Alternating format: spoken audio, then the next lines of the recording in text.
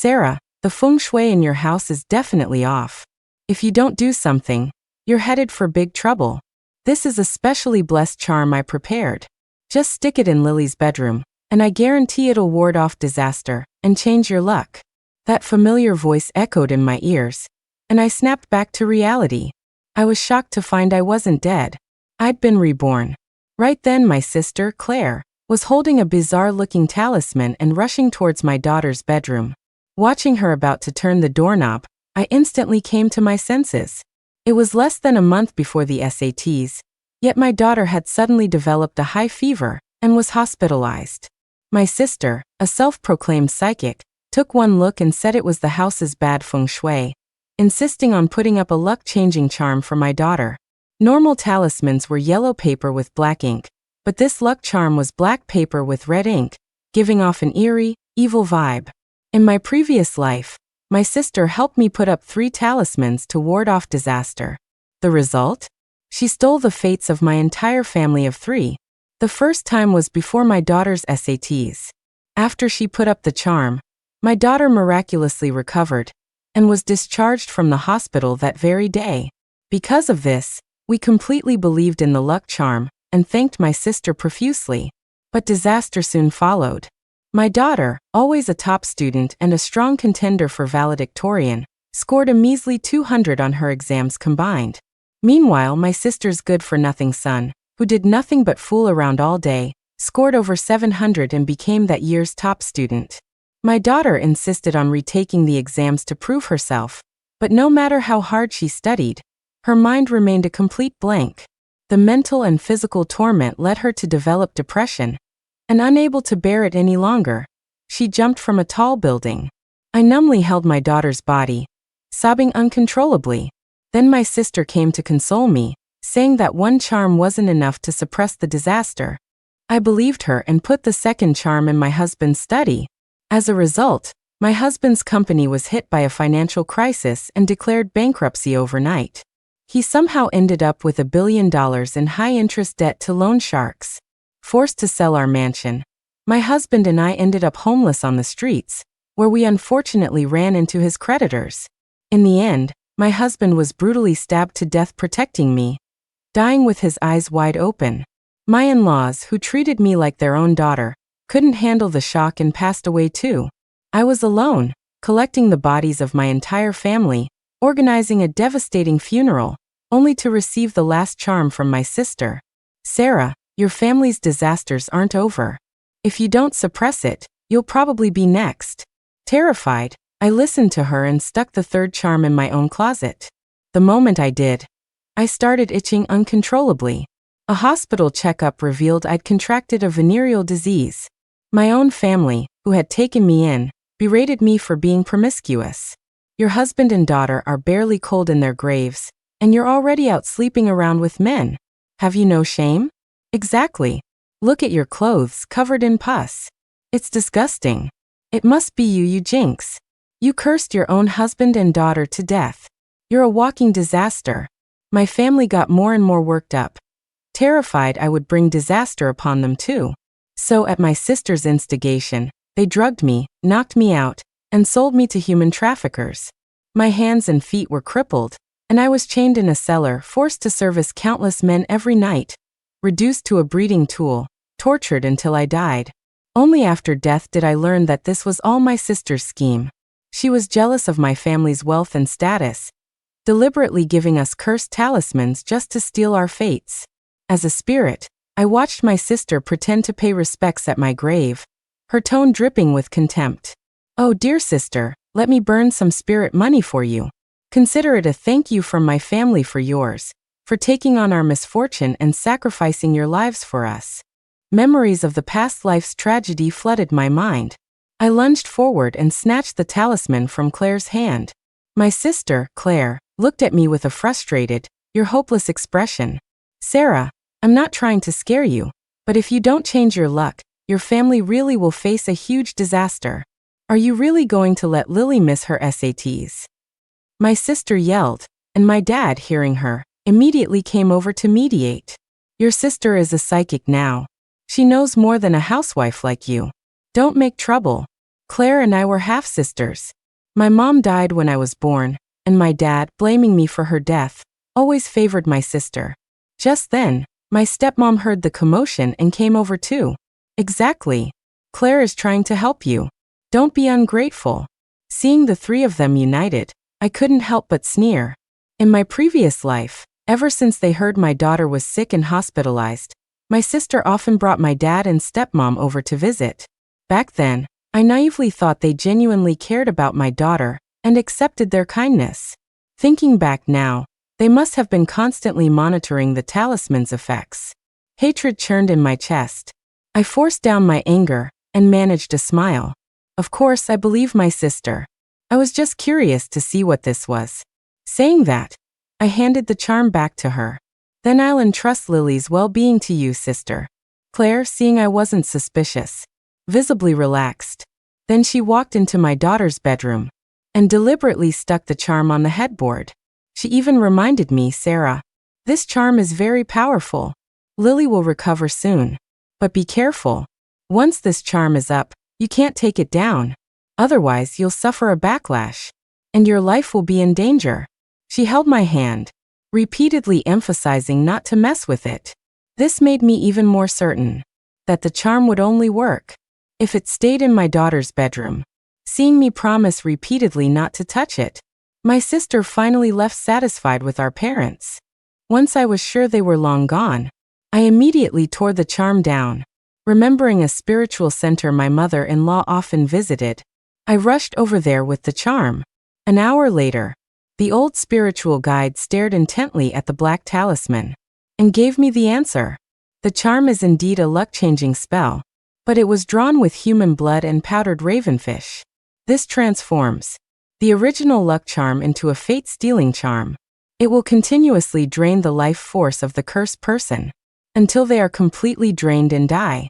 Hearing his confirmation, I clenched my fists tightly, my nails digging into my palms, thinking about my previous life, how my entire family died a horrible death because of this evil charm, while my sister's family climbed over our corpses to success. I trembled with rage. But one question still lingered in my mind. If this was an evil charm, why did my daughter miraculously recover after it was put up in my previous life? Unless her sudden strange illness was their doing in the first place. In my previous life, my daughter suddenly developed a high fever in the middle of the night, her body burning hot, vomiting and suffering from diarrhea. Seeing this, my husband and I rushed her to the hospital, but they could never find the cause of her illness. Even the expensive medical experts we hired were helpless. They even told us to prepare for the worst, to start discussing funeral arrangements. It was under these circumstances that I, desperate, believed Claire. Sure enough, the day after the charm was put up, my daughter miraculously recovered. My husband and I wept as we hugged our daughter, failing to notice the fleeting look of triumph on Claire's face at the time. Realizing this, I asked the old spiritual guide to make 3 identical replicas of the charm. Then, I hurriedly dragged him to the hospital. Chapter 3. My daughter was still unconscious in the ICU. My in-laws and my husband, Mark, who were keeping vigil outside the ward, had cried, their eyes swollen. They hadn't dared to sleep for days and nights. Seeing this, I didn't have time for lengthy explanations. I immediately arranged for my daughter's discharge and had the old master examine Lily thoroughly. Mark thought I'd lost my mind. He kept pulling at me, pleading, Sarah, don't resort to desperate measures. Believing in superstitions will only harm our daughter. Even my mother-in-law, who usually had great faith in spiritual practices, cried, yes, Sarah, Lily was in critical condition. How could you? But before my mother-in-law could finish, the old master interrupted. Stroking his beard, he said, it wouldn't matter how many more days you kept this child in the ICU. She's not sick. She's been cursed. Seeing Mark and my mother-in-law looking skeptical, the old master directly dissolved a talisman in water and fed it to my daughter. About the time it takes for an incense stick to burn, my daughter, who had been unconscious for so long, suddenly woke up and violently vomited a mouthful of bloody fluid. Lily, Mark, and my mother-in-law rushed forward. only to find a living creature in the pus-filled blood my daughter had expelled. It was a writhing, human-faced worm. The old master, with practiced ease, crushed the worm underfoot. He explained, "It's a dark curse, unique to a remote borderland region. The cursed person will suffer from persistent illnesses, with no identifiable cause. They'll die within a month, their bodies rupturing. This curse can only enter through the mouth. Think carefully. Has the child eaten anything strange recently?" Hearing this, I suddenly remembered the bag of walnuts Claire had brought over 2 months ago. With the SATs approaching, she told me my daughter needed brain food for studying, and had specially brought them for her. I initially didn't want to accept them, but my dad scolded me. "These are top-quality nuts. Claire didn't even give any to her own Alex. And you're being picky?" Alex was Claire's son.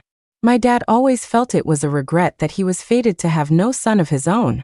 So he doted on Alex more than anything, spoiling him rotten. My stepmom chimed in sarcastically. "Such an ungrateful thing. Just because she married well. She looks down on gifts from her own family, does she?" Hearing this, I felt a surge of anger, but I could only smile and accept them. Later, seeing my daughter often studying late into the night, I did indeed shell some of those walnuts for her. Thinking of this, I finally understood. They had painstakingly tormented my daughter, just to make me believe the talisman could ward off disaster, so they could steal our family's fate step by step. This also made me realize that whether it was the curse or the evil talisman, Claire never intended for our family to live. Reborn in this life, I will protect my family and make sure the wicked get what they deserve. Soon after confirming Lily's body had returned to normal, Claire showed up with her entourage. "Lily's all better now. See sis, I told you the luck charm I gave you worked. Not only can it keep Lily safe, but it can also help someone ace their SATs and become valedictorian." They chatted with me, smiling, while craning their necks to look at my daughter's headboard. Seeing the charm still intact, their eyes glinted with unconcealed delight. I took in their expressions, smiled, nodded, and thanked them. But I deliberately feigned modesty. "Lily just recovered. I'm afraid she'll be lucky to even get into a community college. What about Alex? How's his studying going?" Hearing this, my dad stuck his nose high in the air.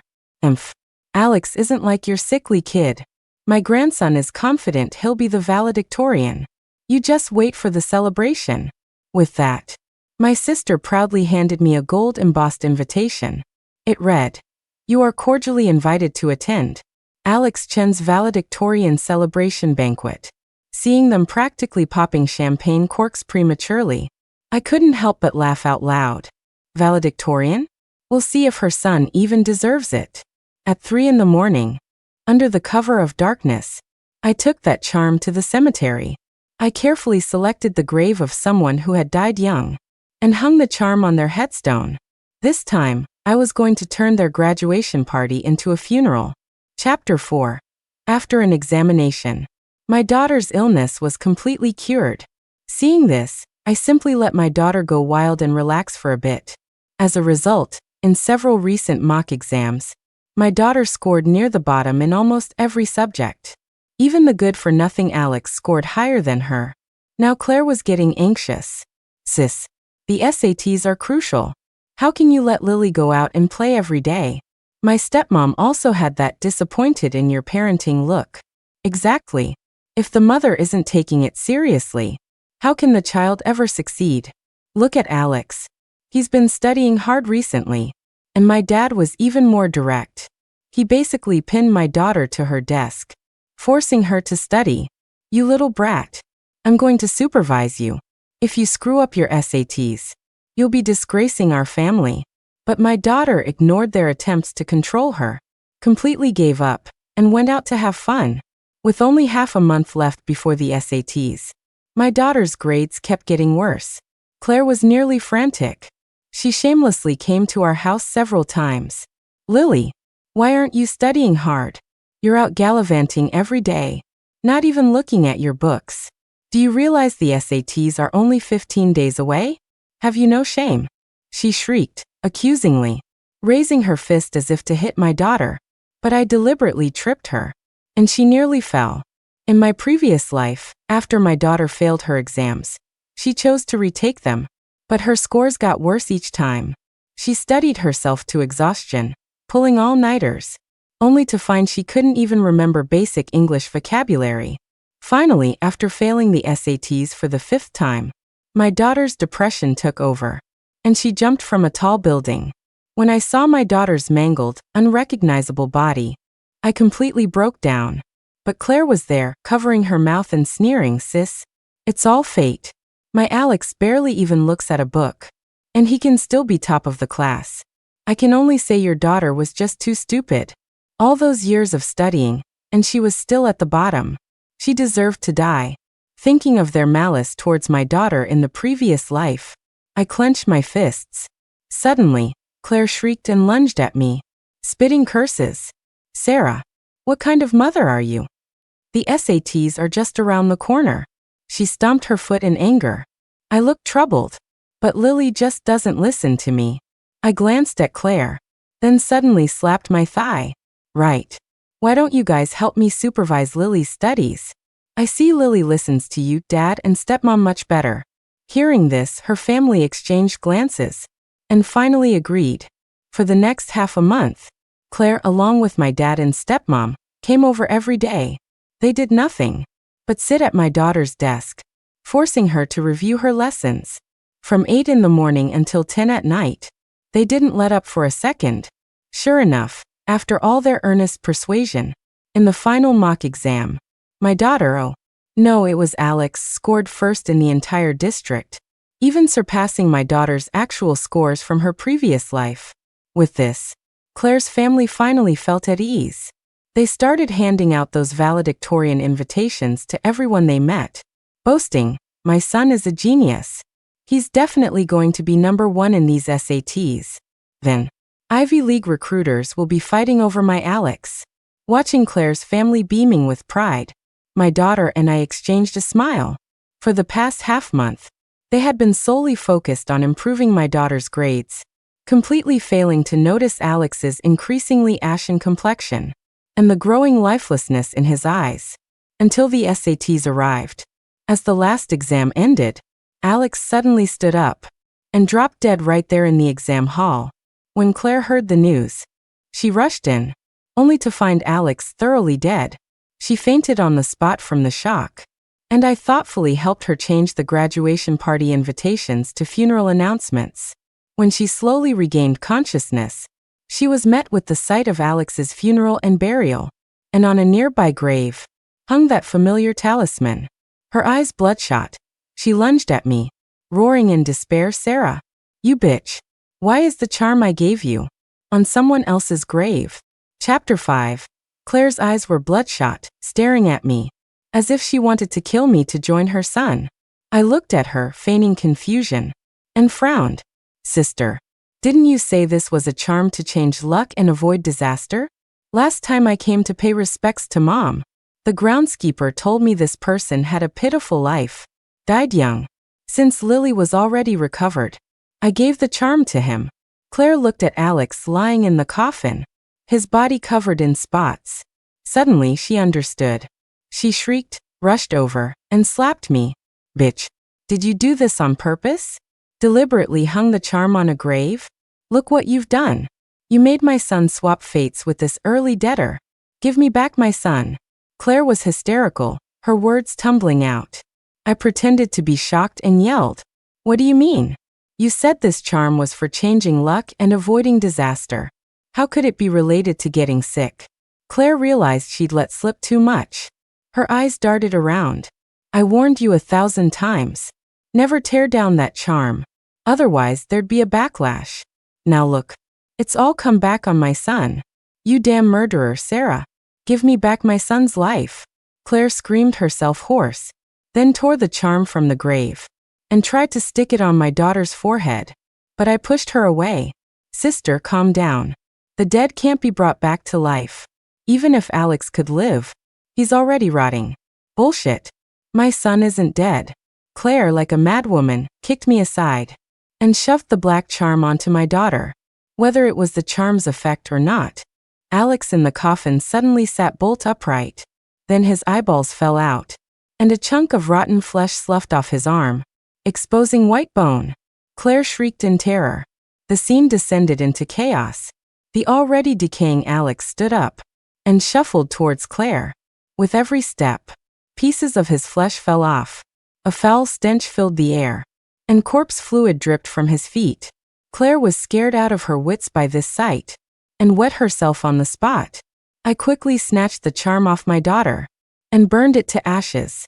Finally, the reanimated Alex went still again. Claire, a mess of snot and tears, collapsed sobbing hysterically. My dad and stepmom, who had rushed over upon hearing the news, shouted angrily, "Who dares touch my daughter and Alex?" They clutched their noses, glanced at the scattered remains of Alex, then at me, and grabbed my collar. "You little bitch, just standing there watching the show? Hurry up and help clean up this mess." I held my pale-faced daughter and broke free from their grip. "You do it yourselves. Lily doesn't look well. I need to get her to the hospital right away. Don't try to stop me." A mother's instinct to protect her child is strong. Thinking about how Claire had just stuck the charm on my daughter, I was terrified Lily's body would revert to its previous state, so I violently shook off their hands. As for the chaos at the scene, I had previously asked the old master and learned that a dead person's luck and fate could be transferred to a living person, but the process was irreversible, so no matter how much they tried, Alex could not be revived. Seeing me about to leave, Claire shamelessly clung to my leg. "No, you can't go. You have to stay and pay for my son's life. Are you sure your son can still live, rotted as he is?" My shout stopped Claire.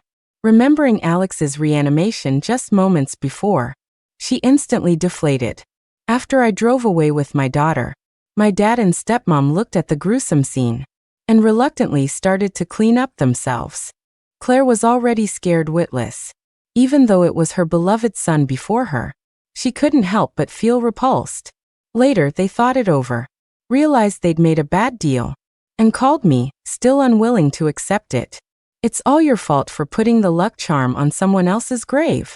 It caused Alex to die from the backlash. You owe your sister for the rest of your life.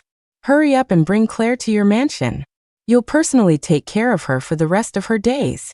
In my previous life, Claire refused to listen to advice and insisted on being with a bleach blonde lowlife. As a result, her married life was miserably poor. Meanwhile, my husband and I went from college sweethearts to marriage, and later co-founded a tech company, living in a mansion. So my ever-partial father set his sights on me. It wasn't just guilt-tripping me. When I helped Claire buy a house, it was because he shamelessly begged me for favors. I just never expected they wouldn't be satisfied and would actually resort to a life-swapping ritual. Since that's the case, don't blame me for being ruthless. Listening to their shameless demands, I sneered inwardly, but outwardly, I readily agreed.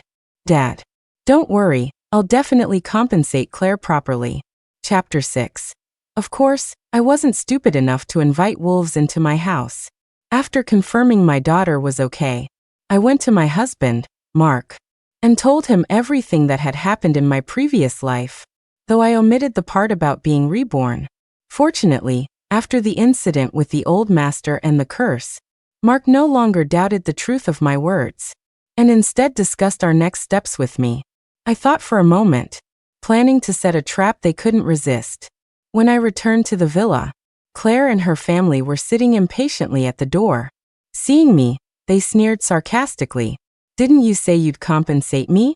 Hurry up and unlock the door so we can go in." I smiled and nodded. "Don't worry. You arrived so suddenly. The rooms in the villa aren't ready yet. You can move in once the maids finish cleaning." Seeing that there were indeed sounds of cleaning coming from inside, Claire didn't suspect anything. An hour later, once the villa was spotless, Claire and her parents rushed in with their bags and luggage.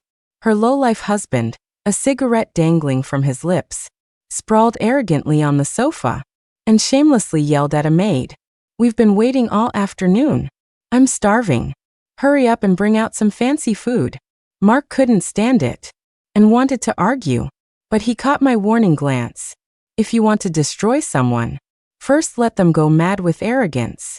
Our current tolerance was all for a more devastating counterattack later. Once Claire's family had settled into the villa, my stepmom started laying down rules for the household staff. She bossily yelled, "Listen up. From now on, my daughter is the mistress of this house. Everything has to be done according to her wishes. If I find out any of you are still siding with that bitch Sarah, I'll fire you all immediately." My stepmom thought that because I'd let them move in, she had me under her thumb. She began to find fault with everything in the villa. Meanwhile, Claire burst into my walk-in closet, claiming all my belongings as her own, and chimed in, "That's right, Sarah. You killed my son. You deserve to serve me for the rest of your life." Seeing them so carried away with their success, I couldn't help but sneer inwardly. All my life, I don't know how many times I'd helped Claire, how many times I'd taken the blame for her, and in the end it was still my fault, and I owed her. Seeing me suppress a smile and not reply, Claire impatiently shouted, "What? You're not convinced? If I hadn't given you that luck charm, your daughter wouldn't even be alive." Hearing this, I quickly nodded and produced a villa transfer agreement. "It's my fault. So Mark and I discussed it, and we decided to just give you this villa. Our family will move out for now." The thought of getting a villa for free made my dad and stepmom's eyes gleam with greed. Claire's lowlife husband excitedly grabbed a pen and signed his name, without even looking closely at what kind of contract it was. But after he signed, Claire became unhappy.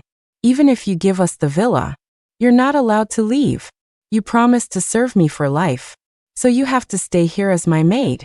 Seeing his calculating expression, I carefully put away the villa contract. Since Claire was still so greedy, then she couldn't blame me for being ruthless. So for the next few days, I did everything to please Claire, deliberately acting subservient, to make them lower their guard. When I returned to my bedroom at night to rest, I'd turn on the surveillance monitors to watch their every move. The day they insisted on moving in, I had already informed the housekeeper and maids to install hundreds of pinhole cameras in every corner of the villa while they were cleaning. These past few days of deliberate ingratiation were also to figure out what they were really up to. Sure enough, at 3:10 a.m., Claire, carrying the second evil charm, snuck into Mark's study. She muttered, "Sarah, you just have a bit of dirty money. This time, I'll steal all your family's financial luck. Let's see how arrogant you can be then." I thought that after Alex's death, Claire would at least quiet down for a while. I didn't expect her to be so impatient. I coldly watched the surveillance screen, seeing her stick the charm upside down on the inside of a study drawer. Even if the maids cleaned meticulously, it would be very difficult to find it there. After she stealthily finished everything and triumphantly closed the door and left, I snuck in, removed the evil charm, and just like the first time, replaced it with the replica the old master had made. The next day, news suddenly came from Mark's company. Due to an operational error, the company had lost a huge amount in orders. Meanwhile, Claire's lowlife husband's bank account inexplicably had an extra $50 million in it. They were immediately overwhelmed by the joy of unearned wealth. They were already extravagant spenders, and now they completely let loose. Over the next few days, whether it was cash, luxury cars, or real estate owned by the company, it all flowed continuously into their accounts. Claire's family was overjoyed, dancing around the villa every day. The more arrogant and ecstatic they became, the more excited I felt. If Claire knew this wealth was bought with her life, I wonder if she would regret it. My stepmom, afraid I would throw away the luck charm again, went to the study every day to check. She confirmed the charm was still there, but she didn't know that the charm Claire had put there, I had already disposed of. The current one was just a fake, with absolutely no life-swapping power. A few days later, the old master sent me a message as promised, saying the test was successful, and asking me to bring my family of 3 to the spiritual center. Using the excuse of looking at schools for Lily, I took my family out. Claire's family, immersed in the elation of their newfound immense wealth, was busy splurging everywhere, and had no time to bother with me. When I arrived at the spiritual center with Mark and Lily, I found that my in-laws had also received the message and rushed over. Under our collective gaze, the old master took out several shimmering golden talismans and placed them directly on our foreheads. Before I could even ask, the next second, the talismans transformed into a protective golden light and entered our bodies. Seeing my puzzled expression, the old master stroked his beard and said, "I have carefully investigated the origin of this life-stealing charm. It was created several hundred years ago by a dark arts practitioner who had fallen to evil. His purpose was specifically to steal people's luck, so he could achieve immortality. But such methods are ultimately heretical and eventually became despised by true spiritual cultivators. However, too many people had their fates stolen and changed. Therefore, the founding master of my order created a protection spell. It can permanently resist the threat of life-stealing charms and even cause a backlash against the cursor." The old master's gaze sharpened. He continued, "Those who do evil will inevitably destroy themselves. Today, I have cast this protection spell for all of you. If anyone tries to steal your fate or change your luck in the future, they will suffer 1,000-fold torment." Feeling the golden light flowing within me, the heavy stone in my heart finally lifted. After all, as long as Claire remained unrepentantly malicious, there was no telling what schemes she might try in secret. I could guard against her for a day, a month, a year, but it would be hard to be vigilant for a lifetime. Fortunately, with the old master's help now, our family had finally escaped our predicament. My mother-in-law's eyes welled up. She quickly stepped forward to thank him. "Great master, your kindness. We will never forget." But the old master just waved his horsetail whisk and teased, "Oh, this humble Taoist didn't say he'd help for free. This little temple's future incense offerings depend entirely on all of you." After he spoke, our family looked at each other and smiled. A few days later, I returned to the villa with my family, only to find it empty. They had taken the money they'd earned in recent days and bought an even bigger house. Presumably, they felt the current mansion was no longer worthy of their lofty status. They didn't even bother to inform us and just moved out. When I finally managed to track down their new address, one look told me that opulent and debaucherous couldn't even begin to describe their outrageous lifestyle. Claire was lounging in a pool with several muscular male models, while her lowlife husband was all over some young model. As for my dad and stepmom, they were dressed like some newly rich hillbillies, covered head to toe in gold necklaces and bracelets, jingling with every step. Seeing me, my sister Claire detached herself from her amorous pursuits and approached me first. She said arrogantly, "I don't recall having any poor relatives like you. Your family must have gone bankrupt these past few days, right? How dare you still show your face here?" Hearing this, I dropped all pretense and burst out laughing, clutching my stomach. Recently, Mark and I had deliberately created the illusion of company losses and impending bankruptcy, leaking news of mismanagement to the media, all to make them thoroughly believe that the charm had indeed stolen my husband's fate. Claire looked at me displeased. "You can still laugh. If you're here hoping I'll give you a job, sorry, only a maid position is available. If you're willing to be my servant, maybe I'll deign to feed your family." My stepmom then stuck her smelly foot in front of me, sneering, "Since you want to be a maid, then clip your old lady's toenails. If there's even a speck of dirt, I'll kick you out." I looked at them coldly, at their arrogant, clueless behavior, and dialed 911. They thought I was going to throw a tantrum and were about to kick me out. But the moment Claire reached out and grabbed my shoulder, purple spots erupted all over her body. Blood poured from her eyes, nose, ears, and mouth, and a strange black dark energy continuously billowed from her lips. Moreover, this black energy seemed to have a life of its own, drilling straight into the nostrils of every living person present.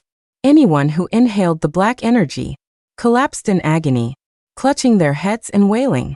But the moment it touched me, a golden light flared up and confronted the black energy head-on. Ultimately, good triumphed over evil, and the dark energy was scattered and destroyed.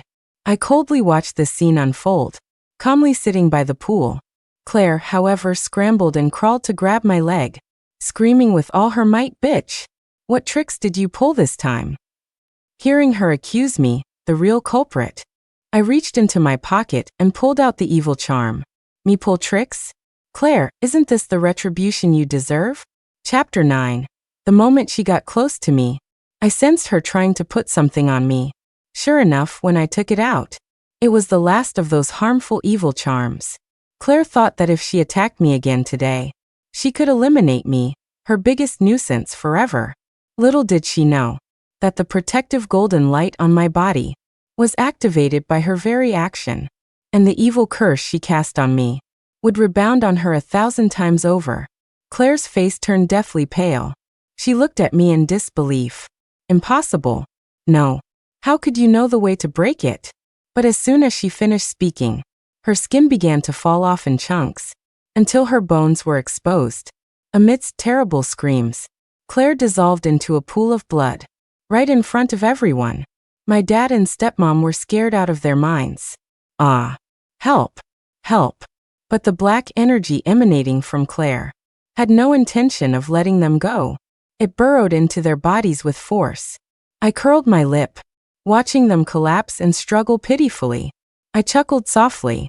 Indeed, those who do much evil will bring about their own destruction. Your reckoning has finally come. Soon, when the police arrived at the scene, this was the sight that greeted them. At the scene, everyone except our family, and the people Claire and her lowlife husband had invited over to party with, was dead, and their deaths were all gruesomely similar. Flesh corroded, bodies melted into pools of blood on the spot. In my past life, before I could even explain, my own family had called me a promiscuous woman and sold me to human traffickers. This time, however, the loan agreement I presented quickly dispelled any initial suspicions the authorities might have had. That's right. Claire and her family, lost in the euphoria of their sudden wealth, never realized that the so-called villa transfer agreement was actually a loan agreement in my husband's name. Every penny they spent, every item they bought, the ownership of it all belonged to my husband. And my husband's company hadn't gone bankrupt either. It was all a charade. Later, the police also found surveillance footage from the scene, proving that I hadn't laid a hand on them throughout the entire incident. Soon, I was released without charges. Mark and Lily were waiting for me at the police station entrance. In this life, our family finally welcomed a bright and happy future. The end.